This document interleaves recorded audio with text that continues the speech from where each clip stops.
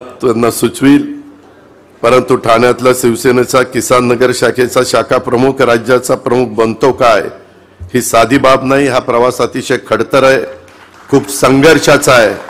कोणती राजकीय पार्श्वभूमी नसताना शिंदे साहेबांनी ते मिळवलंय, यात त्यांचं कर्तृत्व आहेच, मात्र त्यांना साथ देणाऱ्या सर्व सहकाऱ्यांचा सुद्धा मोठा वाटा आहे, हे आपल्याला विसरता येणार नाही। मला वाटतं त्यांच्या या यशस्वी वाटचालीमध्ये जसं त्यांच्या आई वडिलांच्या संस्काराचा भाग आहे, तसंच त्यांच्या धर्मपत्नी सौभाग्यवती लता वहिनींचा देखील खंबीर पाठिंब्याचा सुद्धा वाटा आहे। त्यामुळे या निमित्तानं मी सौभाग्यवती लता वहिनींचं देखील मनापासून अभिनंदन करतो।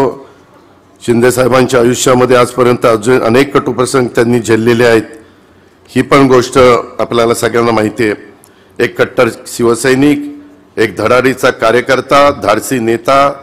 शिंदे साहेबांचे अनेक रूप या पुस्तकातून आपल्या समोर येतात, मात्र नातवावर प्रेम करणारा प्रेमळ आजोबा या पुस्तकात फारसा दिसला नाही। एकच छोटा पॅराग्राफ नातवावर लिहिला, एकच।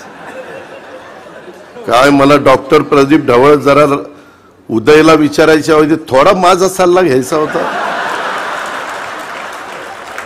उदयला मी राष्ट्रवादीचे युवकचा अध्यक्ष केला, नंतर आमदार केला, नंतर मंत्री केला। त्याचा गुरु मी आहे। दीपक केसरकरला मी तिकीट दिलं, त्याला विचारा तोंडावर। प्रवीण भोसले आणि दीपक उपा होता, प्रवीणला म्हणलं चल रे तू सारखा पडतोय, आता दीपकला द्यायचं। झालं की नाही देवगिरीच्या पायरीवर? प्रताप काय, ह्याच्यातली निम्मी अर्धी तर माझीच लोक आहेत। निरंजन डावकरे काय, प्रताप काय, दीपक काय, तिकडं उदय काय। परंतु शिंदे साहेब असे वाचतात की माझे कधी फोडून नेले कळलंच नाही मला, आणि त्याच्यावर नाही थांबले, नंतर मलाही घेऊन गेले त्यांच्यावर। मित्रांनो, जास्त बोलत नाही कारण राज्यपाल महोदय बोलायचे, बरेच लोक बोलायचे, परंतु खूप चांगला एक वेगळा अशा प्रकारचा कार्यक्रम आज झालेला आहे। शिंदे परिवाराच्या दृष्टीने पण अतिशय महत्त्वाचा आहे। शेवटी माणसाने आयुष्यात जन्माला आल्यानंतर काहीतरी मिळवायचं असतं, काहीतरी कमवायचं असतं।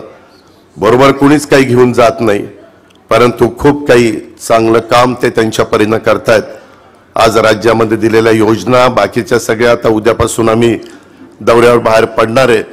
एक सर्वसामान्य माणसांचं सरकार कसं असतं हे त्या ठिकाणी कृतीमध्ये दाखवण्याचा प्रयत्न आमचा सगळ्यांचा त्या ठिकाणी आहे।